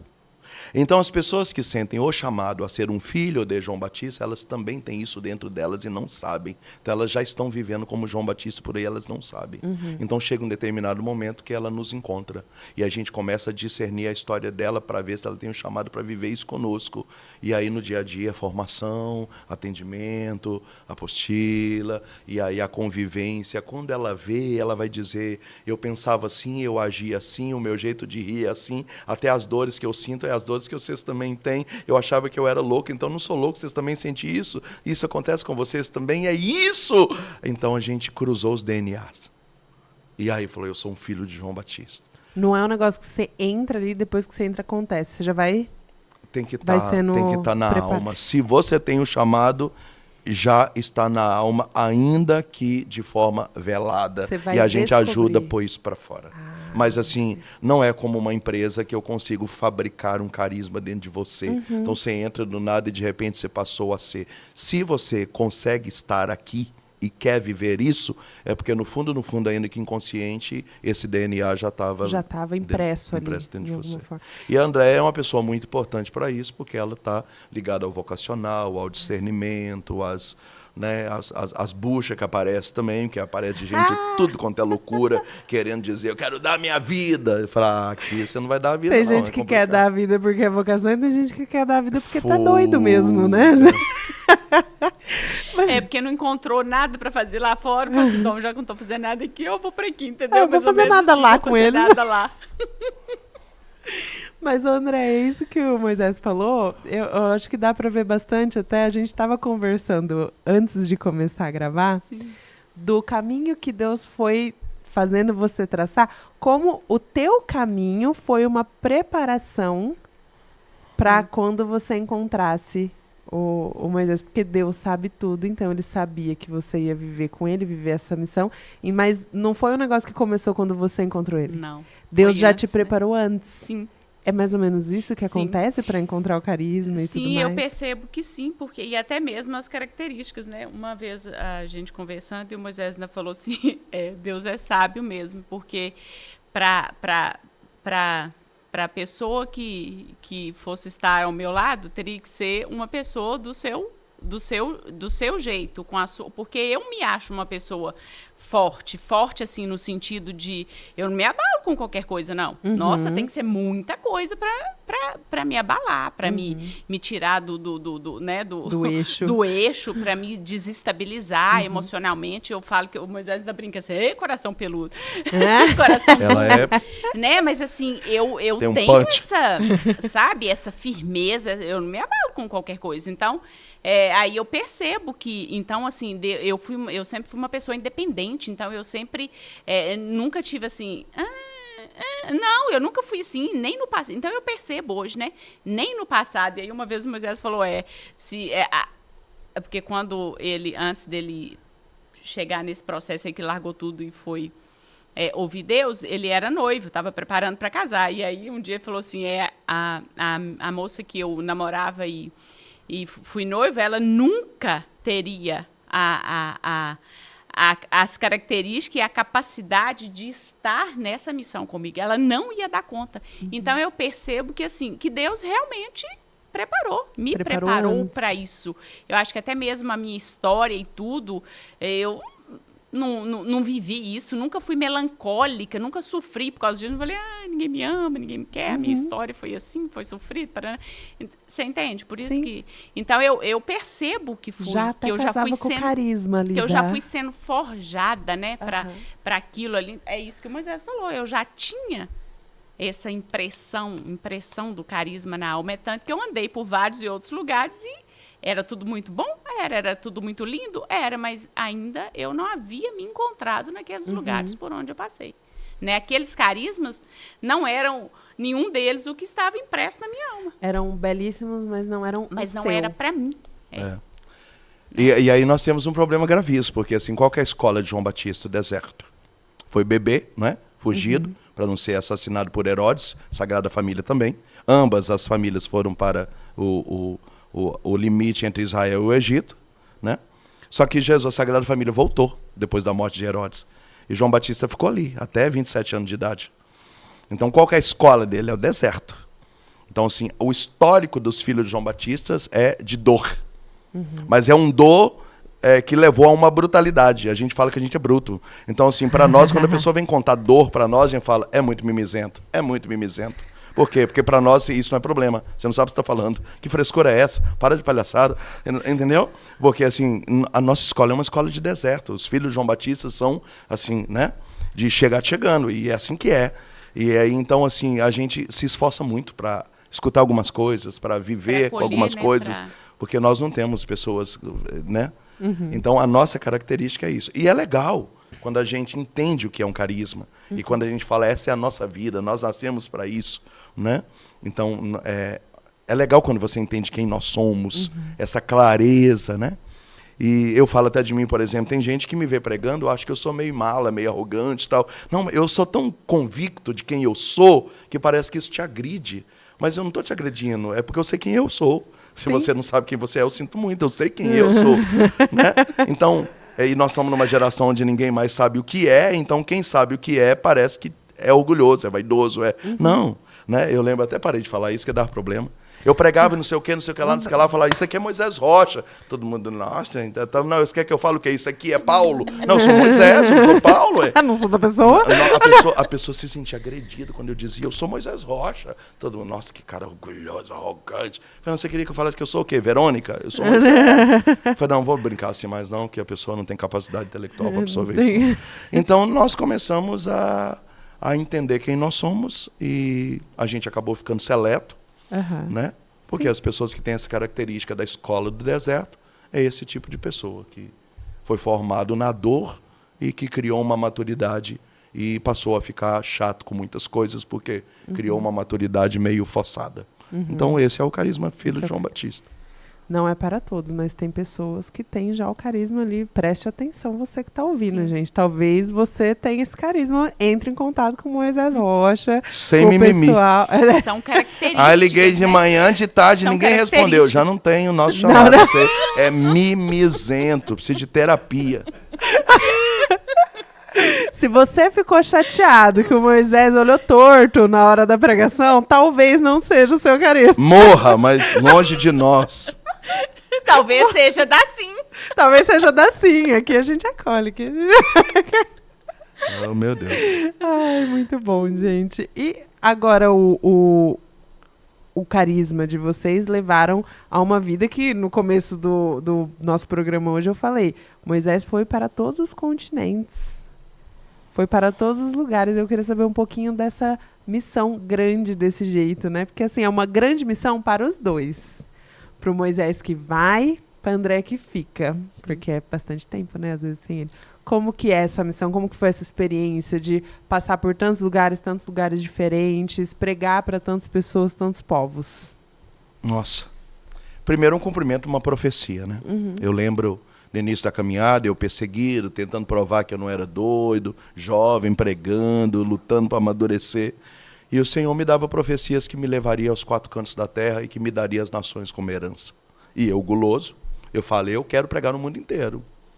E eu quero ficar bom no que eu faço. E eu quero chegar e ter esse poder de quem entrar num retiro meu, não tem como não fazer e não ser impactado. Eu quero ser bom nisso. E aí eu comecei a buscar e pagar o preço por isso. E Deus começou a se espalhar. Eu quero aqui ser justo. Eu agradeço muito a Canção Nova, né, que me deu a oportunidade de pregar várias vezes na TV e eu fiquei conhecido mundialmente. Então, era o sonho de todo pregador, por exemplo, chegar na Canção Nova, porque chegar na Canção Nova e arrebentar na pregação era certeza de que o telefone da Canção Nova ia bombar, tipo assim, eu quero esse cara na minha cidade, me dá o telefone dele. E foi isso que aconteceu. Eu saí de lá com a agenda cheia para 1 ano, e nunca mais parei de pregar mundialmente por causa dessa vitrine que foi a TV. E eu louvo a Deus por essa parceria que a gente tem até hoje, né? Então, uma experiência, assim, muita conversão, muito fruto, coisas que a gente não tem noção, né? Agora, por exemplo, nós estamos vivendo uma fase das crianças, né? Eu postei esses dias no Instagram aí de um menininho que tem síndrome de Down, que Moisésinho, ele... ele já faz os gestos, as crianças, como aqui uma senhora ontem falou que a minha filha de 10 anos repete tudo que você fala, até as brincadeiras, ela fala, você está viva ou já morreu, mãe? É o Moisés, né? Então essa é a fase das crianças que já chega com cartinha, homem que não gosta de igreja, que não confessa há 25 anos, só precisa de 10 minutos. Ele vai ser tomado, né? Então a gente foi crescendo e vendo fruto de idoso, de mulher, de homem, de casal. Aí a gente começou a pregar só para homens, só para mulheres, para o casal, para os filhos, para os jovens. E nós passeamos muito bem em todas as linhas. Então, o tradicional gosta do nosso jeito, porque a gente é muito igreja, tem conteúdo. O avivalista, por quê? Porque a gente também gosta do fogo, né? O SCC, o EJC. Quando você chega numa paróquia, o padre fala, não pode falar de demônio, não quer que ore em língua. Não muda em nada. A gente chega e faz o nosso trabalho do mesmo jeito. Então a gente passeia muito bem pelos pastorais, pelos movimentos. Isso é muito legal. Agora, assim, Moisés, o que é mais legal na missão? Voltar para casa. É louco demais, né? Assim, é bom demais sair, mas voltar para casa é muito bom. E é por isso que nem que seja para chegar na madrugada e já sair de novo, parece que eu me abasteço, tudo muda. Então, e mesmo eu ficando muitos dias fora, voltar para casa é muito legal. Quero destacar aqui, antes de passar a palavra para ela, a André é uma guerreira, porque ela pega o resto do marido. Né? Ela pega eu barbudo, pega eu sem voz, pega eu cheio de olheira, pega eu sugado. E aí, com 1, 2 dias ali que eu crio uma carninha que ela poderia usufruir, eu faço barba de novo e sai. Todo mundo me pega pronto. E ela pega sempre o resto. Né? Na missão, a gente vê os testemunhos, abraça as pessoas, vê as lágrimas, aquilo ali alimenta. Ela não vê nada disso, a não ser que eu conto. E às vezes eu conto, e as meninas choram na mesa com as coisas que eu conto. Mas ainda assim elas não viveram, não viram, não tocaram nisso. Então é muito legal quando ela sai em missão, quando as meninas saem, que elas veem o que é o mundo que o pai vive, que o marido vive. Elas falam assim, é isso todo dia, toda hora, todo final de semana. É muito legal isso. Só que elas fazem a parte delas sem viver isso lá no escondimento. Né? E é muito interessante que nossa casa reza as 1000 Ave Marias todo primeiro sábado do mês, né? Na nossa comunidade. E uma das mensagens que saiu do livro azul do Padre Gobi, né, que a gente abre a mensagem, dizia que Nossa Senhora estava recrutando um exército. E nesse exército, alguns seriam retaguarda e outros linha de frente. Então é muito interessante todo mundo. Sua esposa prega, suas filhas pregam, elas não querem ser pregador. É muito legal essa ideia de que assim, Moisés, vai você, eu não aguento, eu não quero. Assim, é muito legal quando você entende assim, você é a linha de frente, a gente é retaguarda. E está tudo bem. Porque se a linha de frente está boa, é porque a retaguarda está boa também. Então, eu acho fantástica essa experiência de família, que é o suporte da missão. Então, assim, que não é uma competição. Então, eu acho que as pessoas vão ficar apaixonadas com esse podcast também, nessa ideia de que, assim, cara, Moisés, agora eu entendi. A sua mulher é muito boa. Muito legal, entende? Eu o que entendi. tem por trás é muito... Não, agora eu fiquei com ciúme agora. Mas é muito legal, assim, as pessoas entenderem que os bastidores são muito mais bonitos do que aquilo que é apresentado, né, bem? Sim. Sim, e é interessante que é aquilo que a gente sempre tem que voltar no início, né? Foi uma preparação de antes, né? De muito antes. Né? A gente não sabia o que ia dar, lógico, nós não sabíamos que ia tomar essa proporção. Né? No início, há 21 anos atrás, nós não éramos ninguém, né? Assim, passando fome, comendo os restolhos. Nós nunca imaginávamos que um dia chegaria, né, onde chegou hoje a missão, o carisma e tudo mais, né? Nunca, o ministério do Moisés e tudo, né? Então, assim, nós fomos dando um passo de cada vez, né? E acreditando e confiando que na palavra de Deus, nas promessas, nas profecias, em tudo que ele estava prometendo, mas assim, uma confiança cega, literalmente, mas a gente não sabia se ia acontecer, se a gente ia colher os frutos, se a gente ia viver, e o que ia viver e o que ia passar, né? Só que a gente sempre teve, e nós sempre temos essa convicção, né? Essa certeza, né? no nosso coração. E é aquilo que eu falei para você, né? Então, a importância da gente saber o papel da gente também dentro da família, dentro do casamento, dentro do matrimônio, dentro da obra, isso também é muito importante, faz parte, né, de todo o processo, né? Então, quantas vezes o Moisés saiu para a missão e as meninas adoeciam e eu ficava com elas ali, mas eu sabia que aquilo ia passar, que era um período, que estava tudo certo, Moisés vai, está tudo tranquilo, se precisar ir para o hospital, a gente arruma alguém e vai para o hospital, mas assim, quantas vezes ele saiu de casa chorando, porque uma estava com febre, a outra estava doente, mas em primeiro lugar a missão, se sentia culpado muitas vezes, né? Mas eu sempre tive o cuidado de fazer as meninas entenderem, né? Então, elas foram crescendo, entendendo isso. Nunca foi nada imposto, nunca foi nada regime de, né? Não, sempre foi explicado, sempre foi conversado. Elas sempre participaram de tudo que estava acontecendo, né? Então, elas foram crescendo assim, né? E hoje tudo que elas fazem por si só. Nunca precisei mandar rezar, nunca precisei mandar fazer isso, nunca precisei falar, não vai à missa porque tem que ir à missa. Não, sempre foi tudo natural. Então era hora de ir à missa, vamos arrumar, vamos à missa, né? Então assim, sim, é tudo com naturalidade, nunca foi imposto. E é interessante isso que essa semana, há uns meses atrás, elas foram coroinhas, né? Então, o padre convidou elas para serem auxiliares do altar, né? Acólitos, né? Acólitas. E aí, elas aceitaram e tudo, porque elas sentiram. Olha para você ver como que é você trabalhar sem impor, né? Nunca impus isso para elas. Sempre deixei elas livres nesse ponto. Aí, um dia, elas falaram assim, nossa, mãe, acho que nós estamos precisando voltar a fazer alguma coisa na igreja, porque nós não estamos fazendo nada, nós só estamos indo à missa. Então, poderia ver se a gente pode fazer a leitura? Eu falei, claro. Então, partiu delas, né? Quando elas quiseram deixar de ser coroinhas, partiu delas e eu respeitei. Nunca falei, não, você tem que continuar, você vai continuar, porque, né? Não. Então, o retorno para elas servirem também partiu delas. E aí, quando o padre convidou, elas aceitaram, né? E aí, essa semana, a costureira foi tirar as medidas dela e falou assim, nossa, eu tô encantada, porque, assim, os adolescentes e jovens que eu conheço, que começaram na igreja, quando fizeram 15 anos, 18 anos, tudo foram embora e não voltaram mais. E elas, pelo contrário, elas serviram, que ficaram um tempo sem servir nesse sentido, e agora voltaram. Falei, pois é, e o mais interessante é que foi por livre e espontânea vontade delas, né? Então, é muito... A gente vai colhendo, né? Os frutos que a gente vai plantando em todos os sentidos no decorrer da vida, né?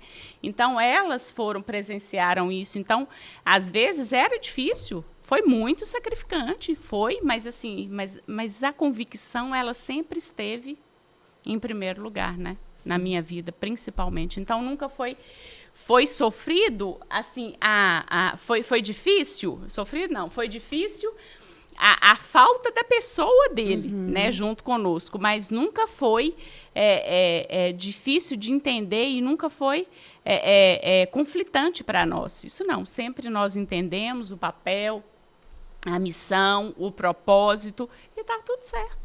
Foi difícil porque a vida tem partes difíceis. Sim, e claro, a vida acontece. Saudade, a ausência. Quantos dias dos pais, né? Dia das Mães, aniversário e tudo que eu não estava presente. Sim, então, né? A falta, é o desejo de ter a pessoa. Né? Você é casada, você sabe. Sim, sim. Né? Mas, assim, nunca foi peso. Sim. Né? Nunca foi conflitante. Tinha saudade, tinha até a vontade, talvez, de que seria legal, mas não era um peso, não era uma revolta, não era mas nada por quê? disso. Foi a escolha que nós fizemos, não foi? E é muito legal também nesse assunto aqui, porque é um assunto que cura, sabe? Porque muitos membros de comunidade que os filhos estão se desviando, muitas pessoas que pregam, que coordenam, que os filhos estão se perdendo e eles se sentem envergonhados, aonde que eu errei, aonde que eu falhei. E há hoje uma crise, assim, isso é nacional, de dizer assim, mas também ficava demais na igreja, mas também pregava toda noite, mas também, tipo assim, parece que a gente é irresponsável, que mete a cara no evangelho, larga os filhos abandonados, e amanhã os filhos se perdem e detestam a igreja, porque a igreja roubou o pai ou a mãe deles, não é? Só que nós fizemos o caminho inverso. Eu achei muito bonito o que a Nice, vulgo, sua mãe, disse aqui nos bastidores. Assim, é impressionante mesmo, eu ficando em casa tipo 80/20, 80% fora e 20% em casa, como que a minha autoridade de pai, a minha autoridade espiritual é marcante dentro da minha casa, né? E é interessante eu chegar e ela dizer assim, e aí, conta. A primeira refeição na mesa é dizer tudo o que aconteceu, como é que foi lá e as novidades, né? Porque o pai, ao invés de ser ausente, se tornou o herói. Quando as meninas eram pequenininhas, perguntavam na escola, o que seu pai faz? Minha filha falava, meu pai prega palavrinha. Né? Tipo assim, qual é a profissão do seu pai? Meu pai é pregador. Né? E você vê, agora minha filha fez 18 anos, veio me contar essa semana, pai, acabei de ler a Bíblia no método curso que o senhor deu. Então, assim, é legal você ligar em casa e falar assim, não te atendi que eu estava terminando de rezar o terço. Então, assim, graças a Deus nós temos umas meninas muito puras, muito santas, que não deu um pingo de trabalho, né? Criado num padrão evangelho naturalmente, sem imposição, com um pai que quase não para em casa, porque ela foi pai e mãe, não, porque o pai fez a compensação. Quando eu chego em casa, o celular tá parado. E a gente come pipoca e assiste filme. Quantas vezes me buscaram no aeroporto e eu virado na madrugada para ir pro cinema assistir filme de boneca, filme de princesa. Né? Pai, mas o senhor não tá cansado? De jeito nenhum que eu tô cansado. Nós estamos juntos e vamos, né, de tomar sorvete, açaí junto. A ponta delas não querer tomar um sorvete sem eu. Tipo assim, tem que esperar o senhor chegar. É um evento. Por quê? Porque tem que estar junto. Porque o sorvete é legal porque você tá junto. Compensação, entendeu? De fazer o churrasquinho. Até tento ir sem ele, mas elas não permitem. Não deixa, ainda me dedora ainda, fala, olha mãe, olha pai, mãe querendo que eu só faça sem o senhor. Absurdo. Cara, para nós evangelho é simples. Sim. Entendeu? É simples, mas nós não estamos. Casa de mãe, casa de sogra, fica com sua avó. Não, as filhas são nossas. Que alegria minha fazer um churrasquinho para as 3 lá e cortar elas do jeito que gosta. Você pode levar numa churrascaria em Las Vegas, onde dizer, pai, é muito bom, mas não é igual o seu churrasco. A minha esposa fala, do jeito que você corta a carne, ninguém corta. Porque é o churrasco da família, está na nossa casa. Então, assim, essa paixão, essa vontade de voltar para casa, esse desejo de ficar junto. Então, a gente construiu um modelo de família padrão bíblico, evangélico, que nos dá essa tranquilidade, essa leveza de dizer que a gente é muito feliz, né? Sim. Né? A gente não pode em casa nem brincar, né? A gente, qualquer hora eu te largo, ela, pode parar com isso. Eu lembro uma das filhas falava, eu não gostei do que o senhor falou. Não, calma, é só brincadeira. Gente, só piada, calma. Nossa, respira. Tá até uma bem. certa idade não entende piada, né, tadinho? Não. Vai desespero. Tá tudo bem. Mas assim, eu acho fantástica essa experiência de que quando eu prego em nome dela, em nome da comunidade, que não sai em missão. Enquanto eu estou aqui, tem um dependente químico que passou mal, que o menino está no hospital com ele, tem triagem acontecendo, alguém está pagando conta. Então, assim, há um mundo por trás do Moisés Rocha, que é muito mais bonito que o Moisés. Então, é por isso que eu só decidi ter rede social de 3, 4 meses para cá. Todas as redes sociais, a vida da comunidade é jurídica. Por quê? Porque eu queria que os filhos de João Batista fossem expostos. Porque é muito mais bonito que eu. Quando você pisa na fazenda, quando você conhece o povo meu, você fala, agora eu entendi, esse povo é muito melhor que você. É verdade, entendeu? Então eu nunca tive pretensão de ficar o Moisés famoso e ter a minha vida. Não, porque o que está por trás é muito mais bonito que eu. E aí o povo começou a entender isso, né? Sim. Então o povo começou a mandar presente para as meninas. Sua esposa deve ser linda, eu sonhei em conhecer ela, porque da forma que você fala, seu olho brilha. O povo começou a amar ela, mandar presente, mandar carinho, oferecer dinheiro. Falou, olha, isso aqui é para a família. Né? Então, assim, o povo começou a comprar o sonho, né, das pregações. Né? Falou, meu nome é Moisés, eu tenho gêmea de 8 anos. Tem gente que acha que até hoje já são crianças. Não, é porque a pregação é antiga, tem 10 anos. Então, assim, é muito legal essa ideia de que a gente expôs, não em rede social, nada, a gente é discreto, mas expôs a família como um modelo de evangelização. Né? E é muito mais bonito do que nós, porque elas pagam um preço muito alto por causa da minha missão. Né? Antes de iniciar, a gente falava um pouco disso. Como que você veio pregar aqui na nossa comunidade 2 vezes, essa é a 3ª, né? E das outras vezes você veio sozinha. E como que é bonito, assim, pra gente que tá assistindo, como que o peso é maior agora que a Andréia tá do seu lado. Você pregando, e ela... E engraçado que aqui você tá falando mais, né, André? Mas, assim, nas pregações você quase não fala. Fica ali paradinha do lado, às vezes faz um comentário outro. Mas como esses comentários que você faz, a gente vê que aquilo que o Moisés está pregando é aquilo que ele vive.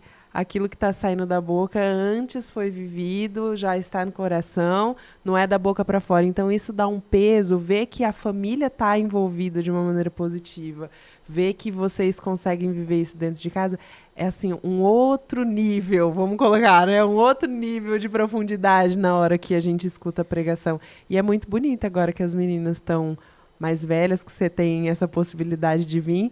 É um tempo que vai ser muito bom também para nós que ouvimos, né? Não só para vocês que vão conseguir estar talvez um pouco mais juntos, não sei o dia de amanhã, né? Sim. Mas assim, talvez sim. Mas para nós é algo que toca profundamente quando a gente vê. E é muito bom ver vocês e ter vocês dois aqui. Eu agradeço de coração, é real mesmo, assim. Não é o que a gente aprendeu nos livros, não, é a nossa história mesmo. Sim. Né? É isso aí. Sim. E a gente transforma tudo isso em pregação. As pessoas às vezes não entendem, né? Moisés, eu quero muito ser pregador, assim, qual é o caminho das pedras? Cara, eu não tenho uma mesa com a chave que eu tenho um chá de pilim-pim-pim, não tenho. E você vira pregador. Entendeu? De condão. Assim, para mim é fácil abrir a Bíblia e entender aquilo quando isso é real, entende? E aí, às vezes, a pessoa, assim, não, porque tem um método, tem uma coisa, assim, por que você está omitindo? Me dá nome de livros. Eu falei, que livro, cara? Não tem tempo de ler. Mas como que você não lê? Eu falei, porque a nossa história é mais ou menos assim. Quantas vezes eu tinha pregações importantíssimas para montar e as meninas chegavam assim, pai, olha o desenho que eu fiz. Aí lá estava uma bola, uma cruz, e ali era a família.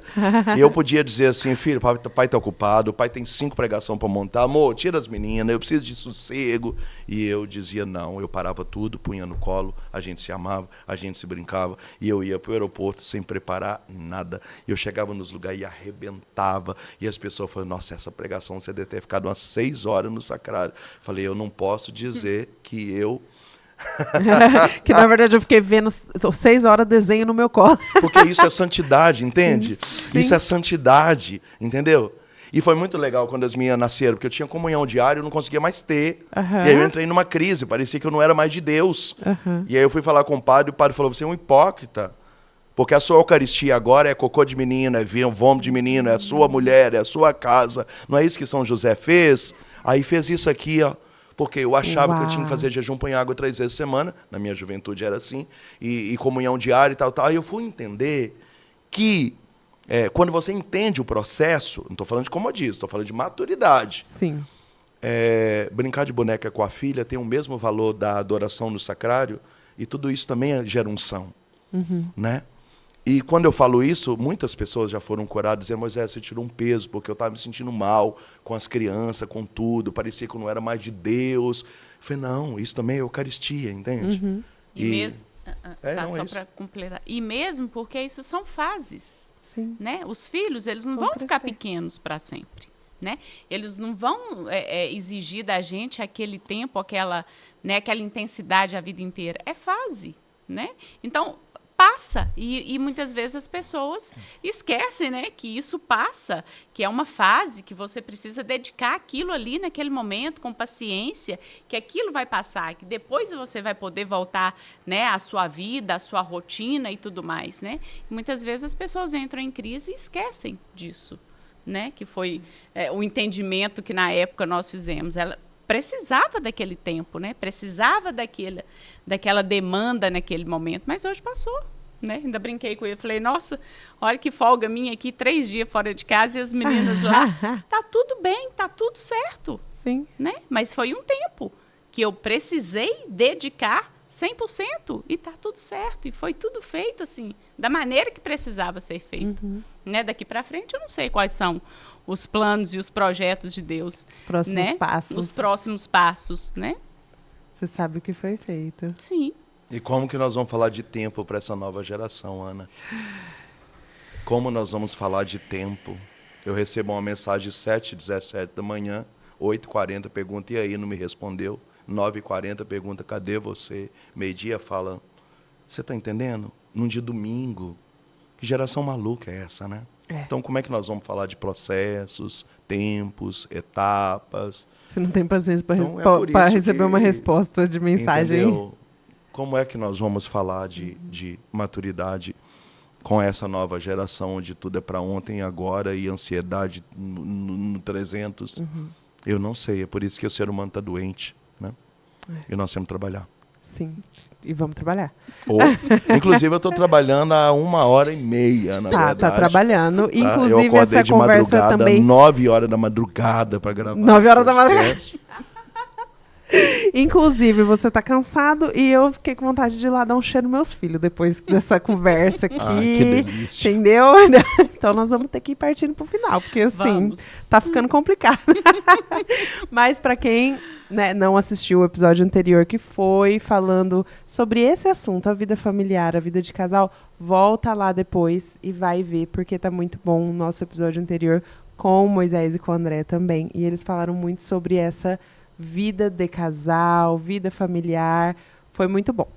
E eu queria agradecer a participação de vocês aqui, a vinda de vocês, a doação de vocês, a doação de vida de vocês aqui. Queria agradecer e passar a palavra se vocês querem dar um recado final, se vocês querem mandar uma mensagem. Fiquem à vontade, por favor. A câmera é de vocês agora. Uau! Pra onde que eu olho? Deixa eu arrumar o cabelo aqui. Nós estamos vivendo esse tempo assim muito difícil, né? E Nossa Senhora disse em Fátima que em outubro, não em maio, em outubro de 1917, que a batalha final será entre Satanás e o casamento, Satanás e a família, né? Então, nesse momento, nós precisamos priorizar a família, né? Então, muito cuidado, você que está metendo a cara na igreja, né, de uma forma desajuizada, né? Então precisa fechar as brechas em casa, precisa colocar as coisas em ordem, porque senão a gente sai para a batalha e acaba tomando um tiro na costela, porque deixou o processo de proteção quebrado, né? Então, cuida da sua família, ame a tua esposa, o teu marido. Deus está nos chamando nesse tempo a voltar ao primeiro amor, ter vontade de estar em casa. Família não é um combate, uma luta, uma cruz, não. Família é a paixão, né, da nossa história. Então, você que está em dúvida, você que está pensando em separar, você que já cansou de tudo, não tem vontade de voltar para casa, você que perdeu a alegria com os filhos, seja você homem ou mulher, jovem, enfim. Então, Deus está nos trazendo de volta para essa restauração familiar. Então, já que estamos falando de família, o meu desejo, o meu recado é: não desista dos teus sonhos, não desiste da tua casa, procura ajuda, grita, procura o seu sacerdote, né? Faça direção espiritual, procure terapia, faça retiro, liga pra gente, faz o que tiver que fazer, mas defenda a tua casa até o final, porque você é o sentinela da tua casa. Deus abençoe. Tchau, tchau. Deixo um abraço, e os meus agradecimentos também a vocês que nos acolheram, a Ana Paula, assim, e um abraço grande, né, e desejo do fundo do coração que vocês possam, né, quem está nos ouvindo, que possam cada vez mais estar dispostos a cumprirem, né, o desejo de Deus na vida de vocês. Beijo grande. Muito obrigada, gente. E para você que está aí assistindo, quer um pouquinho mais, né? Quer saber um pouquinho mais, quer estudar um pouquinho mais, vou fazer o merchanzinho aqui do Moisés Rocha, porque é muito bom, gente. Não é porque ele não me obrigou. Estou fazendo o que eu quero. Tudo se resolve num Pix. Tudo se resolve. Ele teve um problema aí com a livraria dele, tá? Então, mas ele tem os livros em PDF. Entra no Instagram, @moisesrocha.oficial, que você vai ter lá acesso a todos os livros em PDF, a outros, né? Lá no seu Instagram tem vídeo também, tem... Vai lá e vê, gente, vai lá. Pausa, se precisar, pausa agora o vídeo, já vai lá no Instagram, procura @moisesrocha.oficial e acompanhe. Acompanhe as nossas redes sociais também da Sim, Sociedade Irmãos da Misericórdia. A gente está no Facebook, estamos no Instagram, estamos no YouTube. Curte esse vídeo, compartilha, manda para quem você acha que está precisando ouvir tudo isso que foi falado aqui, que está buscando a sua vocação, que está procurando qual é o seu chamado, que está com um pé em cada canoa, que está com problema no casamento. Foi tanta coisa, gente, tanta riqueza aqui. Manda para todo mundo. Ai, todo mundo pega a lista ali do Instagram, manda para a lista inteira, manda para todo mundo que você tem. Foi muito bom ter você aqui até o final, até o nosso próximo episódio. Que Deus te abençoe e até lá.